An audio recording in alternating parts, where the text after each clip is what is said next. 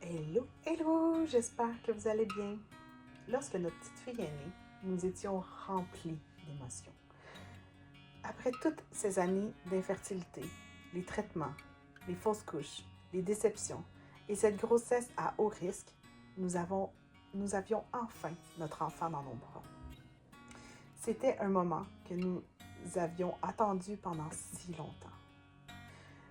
Nous avions choisi de ne pas connaître le sexe de ce bébé avant la grossesse. On faisait confiance à la vie, qu'on aurait ce qu'on avait besoin d'avoir. Alors, lorsque nous avons appris que c'était une petite fille, notre cœur a explosé de joie. Notre miracle était enfin là. Mais nous ne savions pas encore que le combat était loin d'être terminé. Comme tous les nouveaux parents, j'ai commencé à essayer d'allaiter notre fille. Cependant, quelque chose n'allait pas. Chaque fois qu'elle buvait, elle s'étouffait encore et encore. Au début, nous ne comprenions pas ce qui se passait. Puis, les médecins ont trouvé la cause. Notre petite fille est née avec une atrésie de l'œsophage. En d'autres mots, le lait ne se rendait pas dans son estomac comme il l'aurait dû. Il prenait plutôt le mauvais chemin et se dirigeait vers les poumons. Ironique comme situation, non? Nous croyons souvent que notre route est déjà tracée, droite, parfaite et sans obstacle. Pourtant, il nous arrive de nous éloigner du chemin que Dieu avait préparé pour nous. Dans sa grâce, il permet parfois certaines épreuves pour nous ramener sur le droit chemin et nous conduire là où tout reprend son sens. Et paradoxalement, c'est à travers l'œsophage de notre petite fille que nous avons compris avec encore plus de profondeur la vérité de ses enseignements et la puissance de sa parole. Une nouvelle épreuve venait de s'ajouter à toutes celles que nous avions déjà traversées. Pourtant, malgré la peur et l'inquiétude, il y avait une conviction profonde dans notre cœur. Nous savions que Dieu avait sa main sur cet enfant. Après tout ce que nous avions vécu pour l'avoir, après toutes les portes que Dieu avait ouvertes, après tous les miracles qui nous avaient conduits jusqu'à sa naissance, nous ne pouvions pas croire que son histoire s'arrêtait là.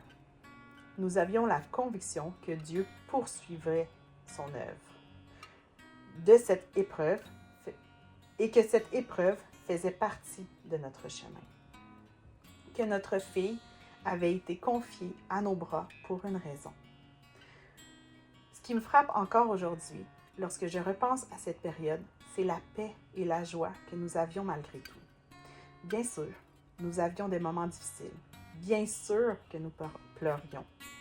Mais il y avait aussi quelque chose d'inexplicable.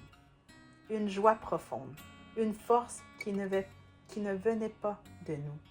Mon mari et moi étions déjà très unis dans cette épreuve. Mais tout ce que nous avons traversé nous a encore davantage rapprochés. Malgré les mauvaises nouvelles, malgré les interventions, malgré les inquiétudes, nous étions capables de rire ensemble. Nous étions capables d'espérer. Nous étions capables de voir la bonté de Dieu, même au milieu de l'incertitude. Et c'est quelque chose qui a beaucoup marqué le personnel médical. Plusieurs médecins et infirmiers nous regardaient avec étonnement. Certains nous disaient « On ne comprend pas comment vous faites avec tout ce que vous avez vécu et que vous vivez ensemble encore, vous gardez le sourire. » Et honnêtement, je comprenais leur questionnement. Ils mettaient tellement l'emphase sur le postpartum et la dépression postpartum. Il avait tellement averti mon mari de faire attention aux signes, mais il ne croyait pas que quand on est rempli du Seigneur, il agit tout le temps. Parce que cette force, elle ne venait pas de nous, elle venait de Dieu. Lorsque le Seigneur habite notre cœur, les épreuves ne nous détruisent pas, elles nous forment. Elles révèlent une force que nous ne savions même pas que nous possédions.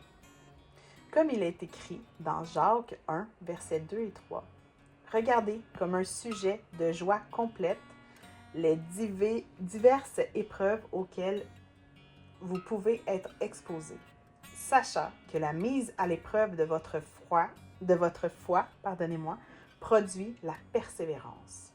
Cette épreuve nous apprenait déjà quelque chose de précieux, la résilience, la confiance et surtout l'importance de continuer à avancer un jour à la fois. Nous étions loin d'imaginer tout ce qui nous attendait encore. Parce que dans les jours qui ont suivi, notre petite fille allait nous démontrer une force incroyable. Une force qui allait étonner les médecins eux-mêmes. Et c'est ce dont je vous parlerai dans le prochain épisode. Soyez bénis et shalom, bien-aimés.